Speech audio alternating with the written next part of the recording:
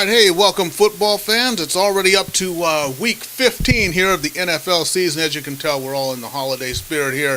NFL Football Talk, presented by Inside Sports. I'm your host, Charles E. Smith Jr., and we're going to go ahead and break everything down for you, tell you who are the contenders, who are the pretenders, and, of course, everything in between. So before I get started, let me go ahead and introduce my very worthy co-host, none other than the man many of you follow on Twitter at Chris L Sports, none other than Chris Lardieri. Mr. Lardieri, what's happening?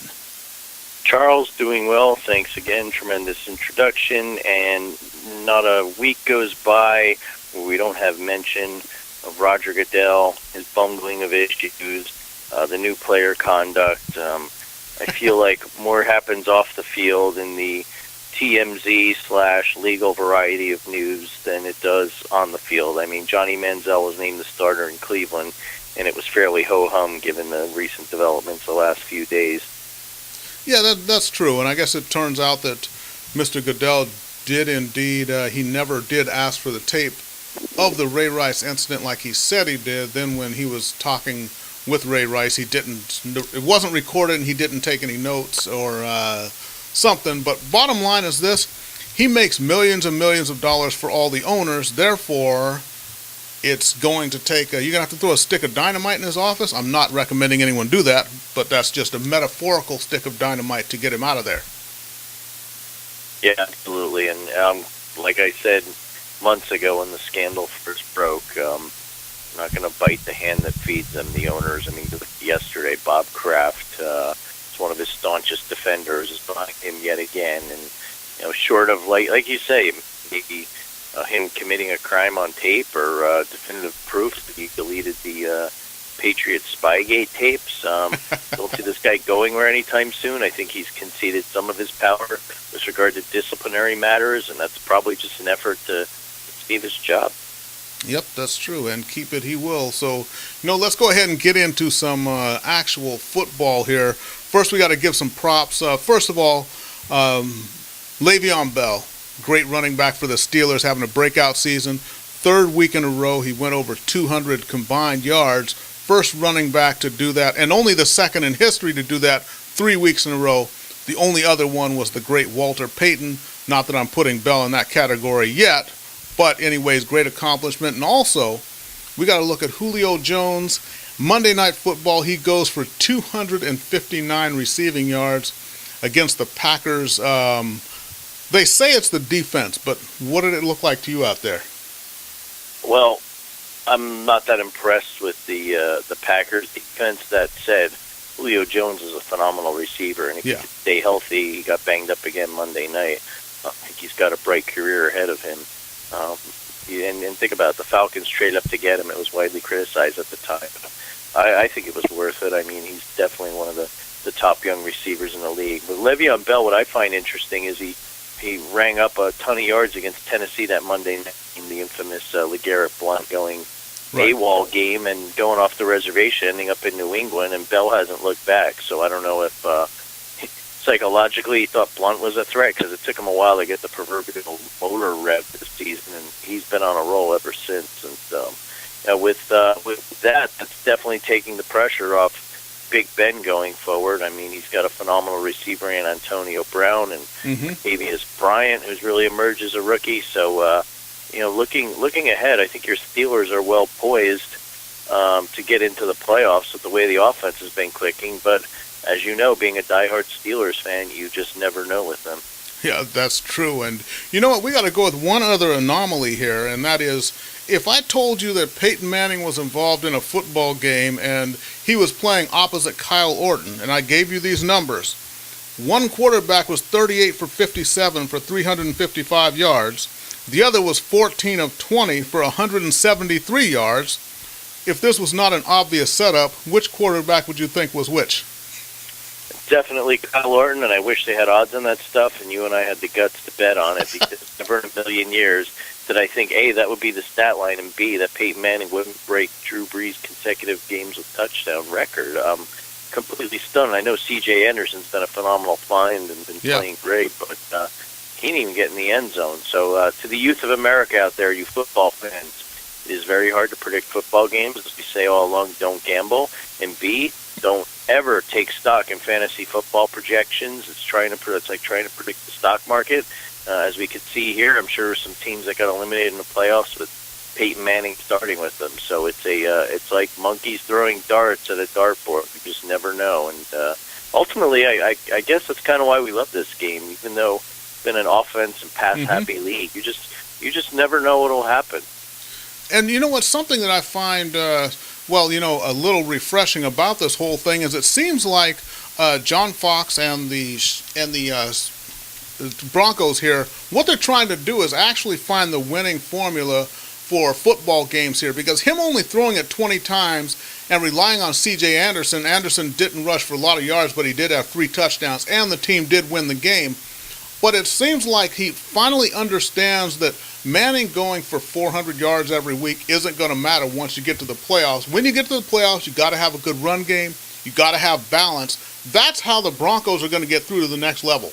Because without that run game, if they keep relying on Peyton's arm, you're going to have the same thing happen that happened last year. They run into a balanced team and they're toast. Absolutely, and we talked about this a few weeks ago when Peyton threw a ton of times and they got, 7 points against the Rams? Right. I think hand in hand with that, John Fox, and he's coached a lot on the East Coast, so he knows what January football can be like with the weather. The fact that A, when it's cold, you're not going to be able to throw sometimes, and B, the rumbling's still out there that Peyton can't throw in the cold.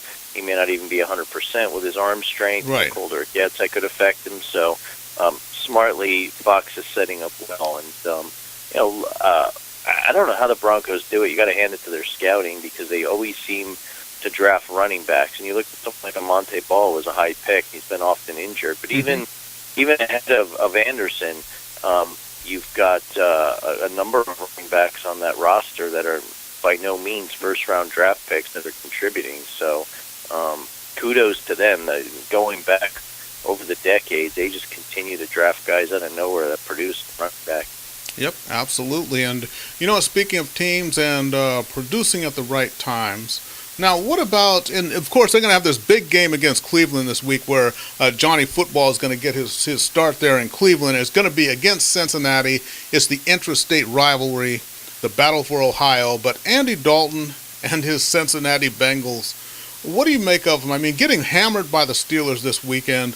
The game is close. The Steelers put up 25 points in the fourth quarter and just blow them out. I think it was 42-21 was the final score. But Andy Dalton, the Bengals, what would you tell the Bengal watchers that we have here? Can you give them any hope?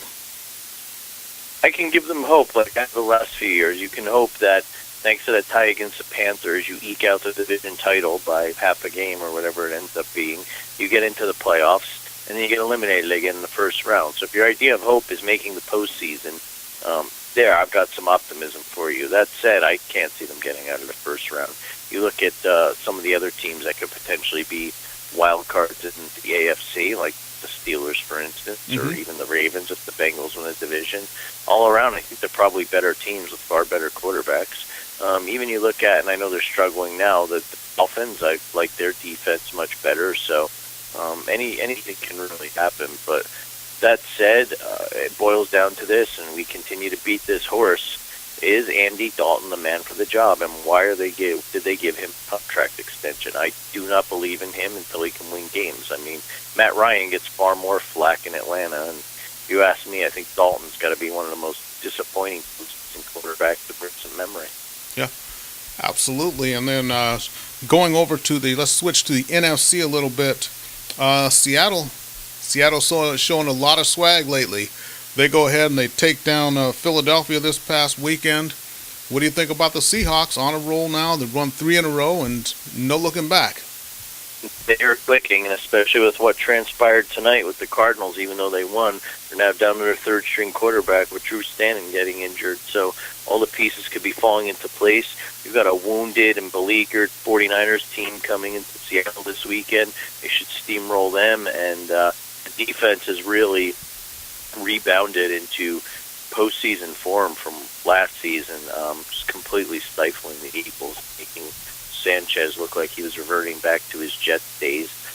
Russell Wilson had a nice game. Marshawn Lynch appears to be over his discontent or whatever it was that was ailing him. And at this point, I think what's interesting at shaking out, if we have a Packers-Seahawks matchup, I mean, if they end up with the same record, the Seahawks get the tiebreaker, that ultimately could determine who goes to the Super Bowl from the NFC.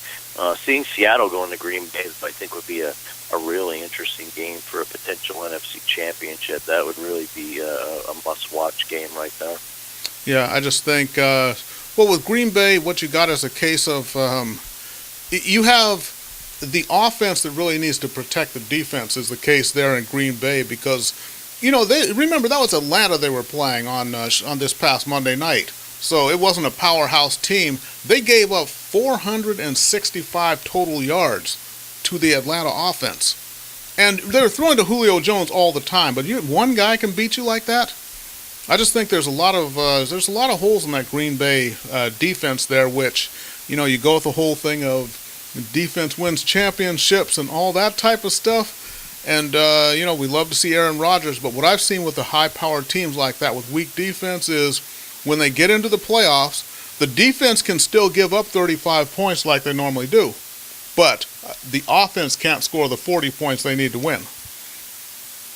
I agree, but kind of an interesting thing that's happened this season is the big games, which they played at Lambeau, albeit you look at them against the Patriots and when the Eagles came to town, defense showed up. So I'm not quite sure what to make of it. I know McCarthy kind of alluded to the fact that they got a big lead. I don't know if they were sitting on it necessarily, but some people pointed to it being garbage time. But even still, you can't blow a game like that when you're up 31-7 at the half to a Falcons team that, God, is really going to end up winning that division. We've beaten that into the ground, but I digress. So I'm not quite sure what to make of them. Do they play up to their level of opponent? Do they play down? We'll see. I mean, they got a matchup coming up with the Lions. Let's see how they handle that. Yep, exactly. And, let's talk about that NFC South. You talked about the Atlanta Falcons, but the Saints. And, we both picked them to dust Carolina this past weekend, and the Saints just got crushed. No other way. They got crushed. And they got beat in every facet of the ball game. Absolutely. I was really stunned by that. Cam Newton had a nice game, and then unfortunately got in a car accident. He's going to miss the game this week. But I don't know what to make of the Saints. I mean, I really thought highly of them. I thought they could be a Super Bowl contender coming off of last year's strong season. And now it's reverted to there's talk of, is Drew Brees finished? Does Sean Payton need to go? The two things we never thought we'd hear at the beginning of the season in August. One interesting thing I've just kind of noticed is Drew Brees has seemed to, we were talking about this before the show, everything's about marketability now. I see Brees doing a lot of commercials. I hear him doing a lot of interviews, and don't get me wrong, some of it's good. It's for charitable causes, but I almost feel like he's been doing more of that, and you look at someone like Tom Brady, he has a weekly radio spot in Boston, but you don't see him out there as much, and I'm not saying this is why he is the way he is, but is he focusing on that too much? I don't know. Or maybe does he realize he's reaching the end? He's trying to capitalize on his intangibles, Madison Avenue and so forth. I don't know. It's just something I've kind of noticed. I'm throwing it out there, but I'm not saying they're related, but it's just some food for thought. Yeah, definitely. You got to explore all the angles. And then, let's talk about the whole Cleveland Browns situation. Of course, Brian Hoyer goes out there and just, they had the Colts beaten. There's no other way about it. They had them beaten, and I don't care about the whole on any given Sunday thing. They should have won that game against the Colts this weekend. Hoyer screws up mightily, and now it's Johnny football time. Yeah, and watching that game, Luck really played poorly. That was the Browns' game to win. They gave it right back to them. Their defense put up a valiant front, but, you play for 58 minutes. I know you have to play 60, but that defense was on the field, I guess, a little too long towards the end. But you hit the nail on the head. And here's what I don't get. If Hoyer's really not playing well, and I don't know why people think there's this perception if you start Manziel, you're throwing in the towel. Well, if Manziel's a better quarterback, how's that throwing in the towel? And at the very least, see what he's worth, because you've got a guy you're paying money to sit on the bench, and then Hoyer, who is going to be a free agent after this year. And if he's really not the answer, don't you want to find out if Manziel is? And there was a lot of hype around him, but at this point, you play with who the best player is. And I'm no expert. I just play one on Inside Sports TV. But Brian Hoyer's had a horrible stretch here the last 3 weeks. And frankly, they should have lost that game to Atlanta. The great Mike Smith and his clock management handed them that game. Yeah, that's true. I mean, Hoyer, if you look at his last 4 games, he's trended downward. I looked at his QB rating, not that I put a whole lot of stock in all those little stats and things, but yeah, it was horrible. I think it went down from the high 60s down to the mid 30s in this last game. And that last game was it was all on him. Yeah, absolutely. And he just was lost out there. Yep. Okay, so, before we get into the second half here and start doing the picks, I know you've always got some nuggets of wisdom for us here. Talk to me. I do. My particular nugget of wisdom had to do with the Patriots-Chargers game, and I know a lot of people seem to be appalled and or surprised that there were so many Patriots fans there. I really don't know why. There are a lot of transplants out here. The Patriots have become more of a national team, like the Yankees or Notre Dame, etc. But, I mean, and Al Michaels hit on this, and we talked about it previously. The stadium's a dump.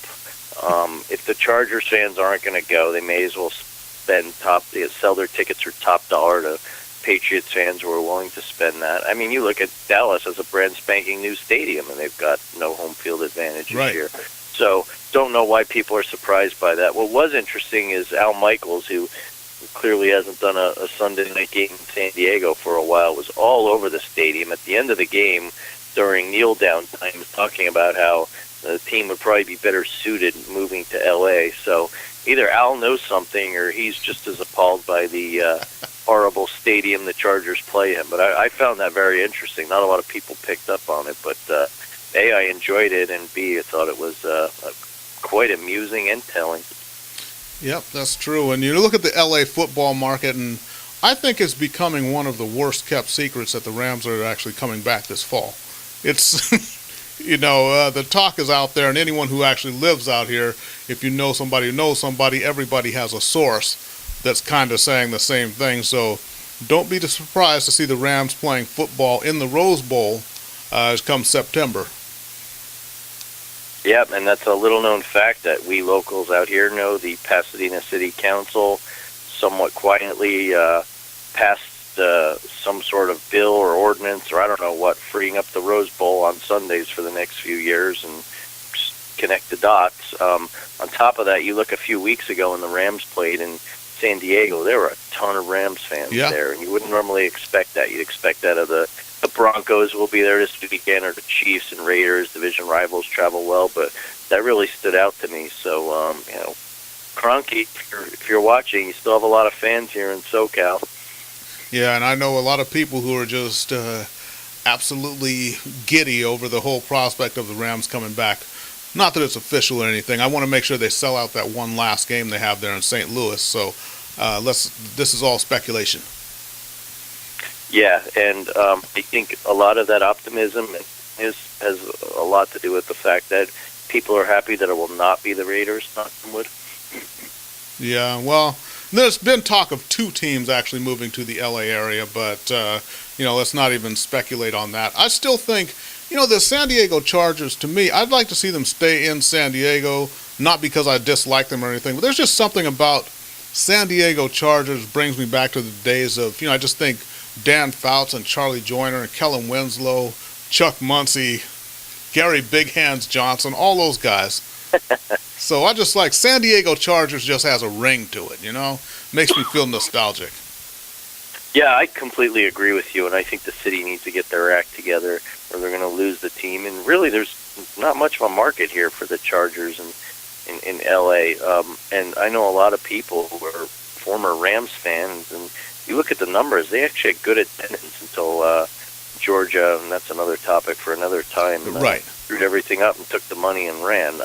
It wasn't like they're playing to quarter-filled stadiums like it's Jacksonville. I mean, even in Anaheim Stadium, which was dumpy at the time and really not made for football, they got a good crowd up until the end. Yep, that's true. Well, You don't expect so much out of Georgia. I mean, she kills her husband, then moves the team to St. Louis anyway. So, but you know what? Let's go ahead and get on to the picks of the week here. Allegedly, Charles. I don't want you getting suspended. Allegedly. Yeah, it's true. My HR department might get on me or something because, I'm actually wearing a Christmas hat here with a Dolphins theme, but it is a Christmas hat. I know it's supposed to be a holiday hat, I think. Or don't they sell holiday trees now because someone might feel left out? Is that what it is? That's what I've heard. I've heard I heard a conversation on my way to work the other day, and apparently there's a building, which I won't name, in downtown LA that wasn't going to put up a Christmas tree and then referred to it as a holiday tree.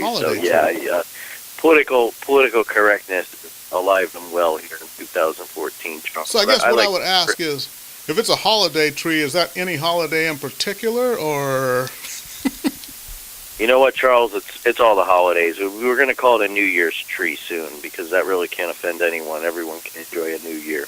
Yeah, that's true. That's true. All right. So let's go ahead and get right into it. So the picks of the week, we took a little bit of a, it was a little bit of a rough week there, but, on the good side of things, we're all tied up for the season now. Going into the last 3 weeks of the season, we're kind of like the AFC, as we're all in contention here, 47-37 on the year.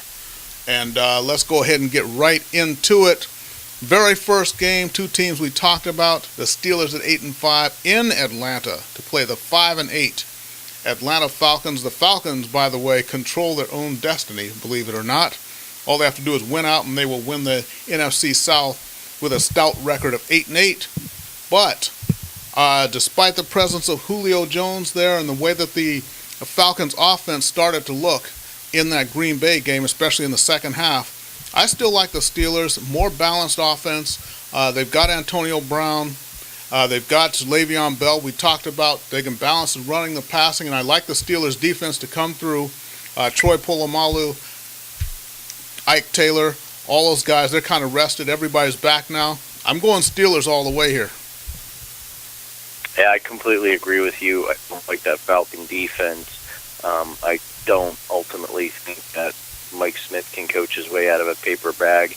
And not to belabor the point, but for purely selfish reasons, I'm picking the Steelers so that it'll guarantee the Falcons with a losing record, thus cinching that a team with a losing record will win the NFC South. All right, then you can go ahead and break down the next one. J.J. Watt and his Texans, who are still in playoff contention in Indianapolis, to play the 9-4 Colts. Of course, they're division rivals, and the Colts can play kind of badly from time to time, as we saw last week. Break it down for us. Yeah, rematch from a Thursday night game earlier this year in Houston that was a little too close for comfort for the Colts. A lot of talk around the NFL this week about how J.J. Watt should be considered MVP candidate. I think he's had a great year, but I don't see it. When you have a defensive player who wins MVP, going back traditionally, I think of the likes of Lawrence Taylor or Reggie White or someone like that, a difference maker. That said, I like the way the Colts play at home. I think they're looking to try and get a bye, and I think they've had their look-ahead game last week against the Browns. I don't see two duds 2 weeks in a row, and I think Andrew Luck has another nice week and keeps the Colts machine moving along. I'm going with Indy. All right, well, from what I understand now, Reggie Wayne has been nursing a torn bicep, I believe, since like week 7, something like that. But I like the Texans' defense to kind of get after Andrew Luck in this game. Luck didn't play that well last week, and I think that Indy can get in a little bit over their head. They are the better team all around here, but I think out of pure desperation, I like the Texans to go out there and keep their playoff hopes alive. This is going to be a rough and tumble game here, but I'm going to go ahead and take the Houston Texans to pull the upset in Indianapolis. I like it. You're putting your neck out on the line. I just hope a Texans quarterback shows up to play for you. Yeah, I know. Who is the quarterback again? I don't know. I lost track. Sage Rosenfels. I don't know. All right. He Tom played for the Savage. Dolphins I don't for a minute. know.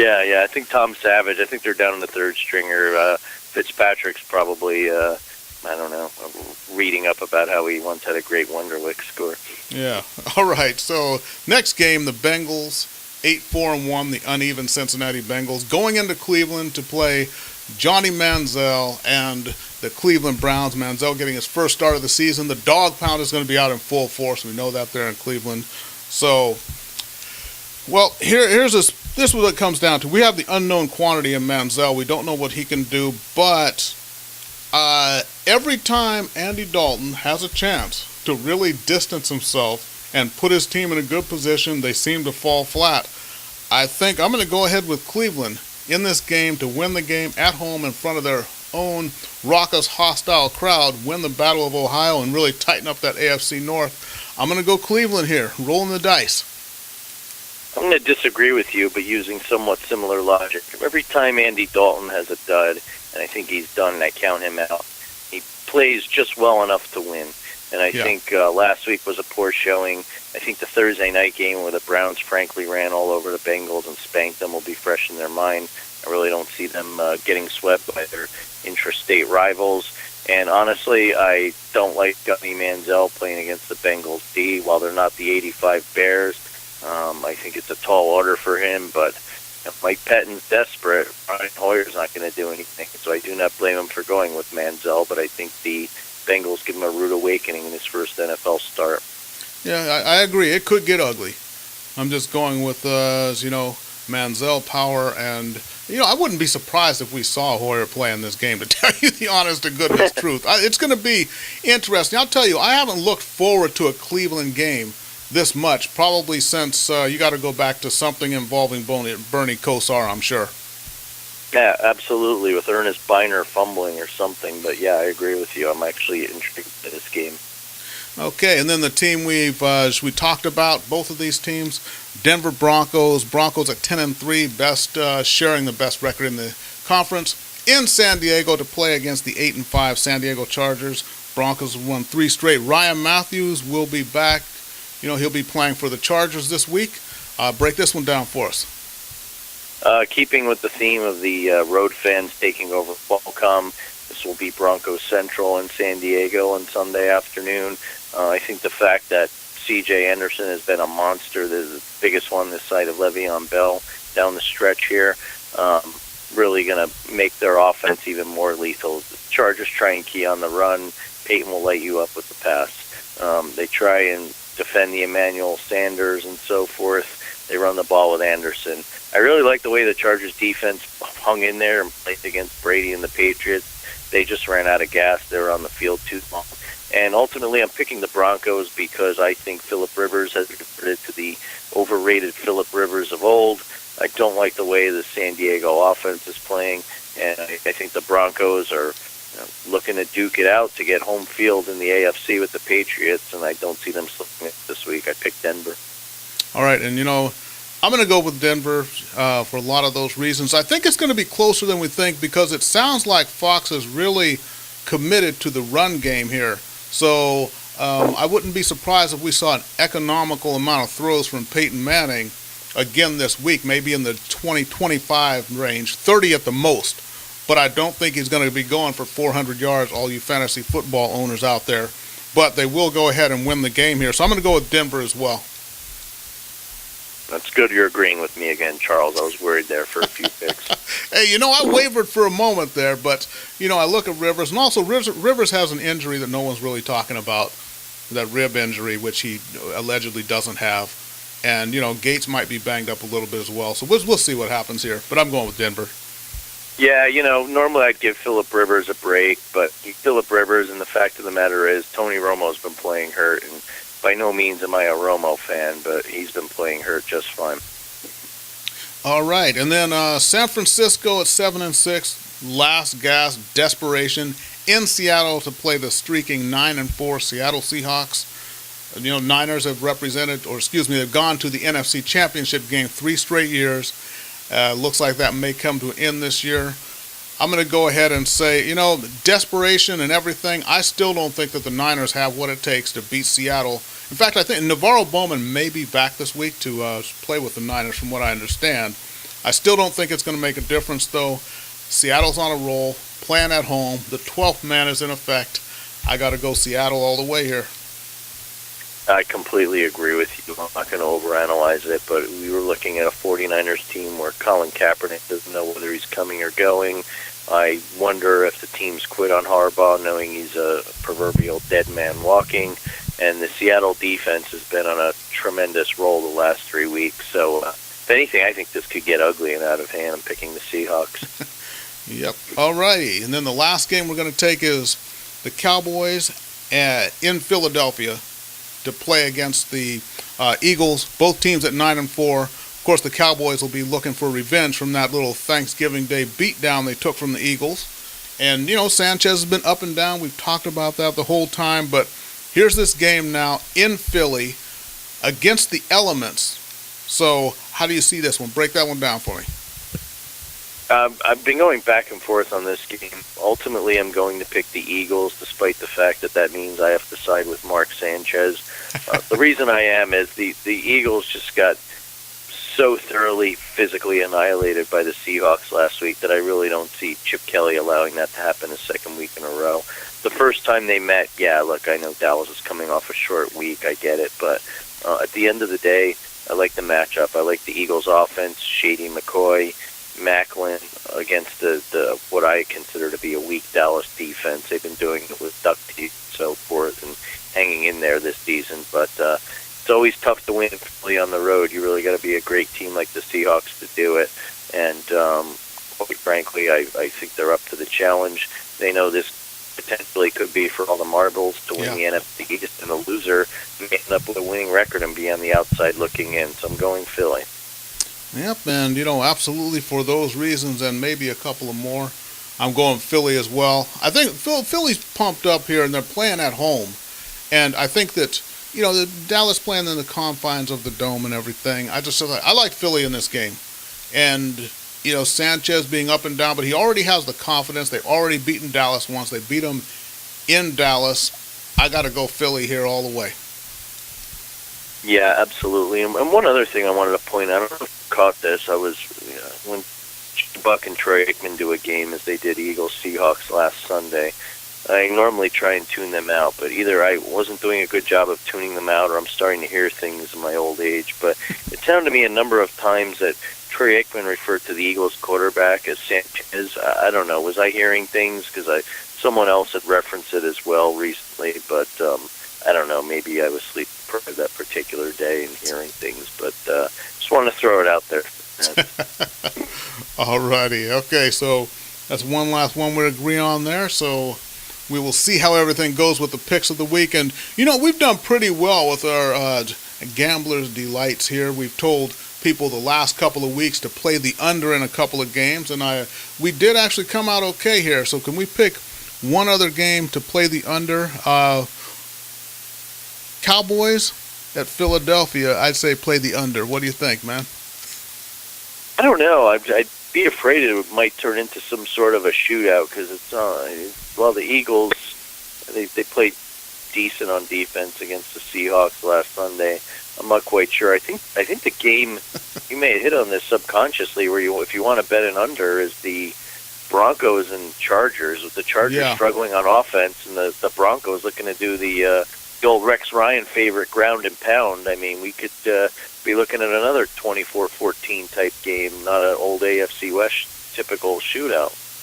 That's very true. And you being the Jersey guy, of course, you would see that more readily than me. You being from the where they actually gamble a lot back there. Not that you ever indulged or anything, but I think I would have to go with that. Yes, as the under of the week, Broncos at San Diego. So all of you degenerate gamblers out there, to play the under in the Broncos at San Diego. And one other thing to throw in there, we're getting a pretty sizable storm rolling in off the Pacific. Could be, as they say in the horse racing world, a muddy track. So maybe that'll have some effect on the conditions as well. Yep, absolutely. All right, so remember everybody, NFL Football Talk right here. This is an Inside Sports production. You can follow yours truly on Twitter at The Inside Sports. You can follow Mr. Lardieri on Twitter at Chris L. Sports. And Chris, anything, any little nuggets of wisdom you got before we sign off here? Absolutely. I try not to toot my own horn. I try to toot this show's horn because it's a great product. You do a great job, and people should watch it, not just for selfish reasons. But I heard Trent Dilfer, who alleges to be an ESPN football analyst, say in an interview this past week that Colin Kaepernick, frankly, just needs a hug. Now, I don't know if he really looks Colin Kaepernick as a person, or being a quarterback who was much maligned and won a Super Bowl, which I happen to witness in person, sadly.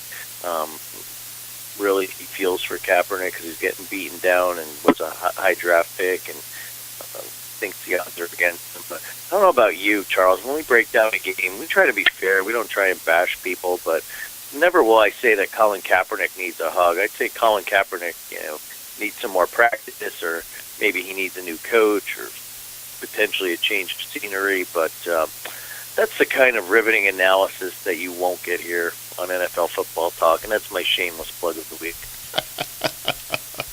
All righty. We can explore that a little bit more deeply next week when, if things go the way I think, Colin Kaepernick's really going to need a hug, as a matter of fact. Maybe you can give it to him, Charles. It's a season of giving. You should really have some compassion for the man, because if Trent Dilfer can't hug him, maybe we can offer him one.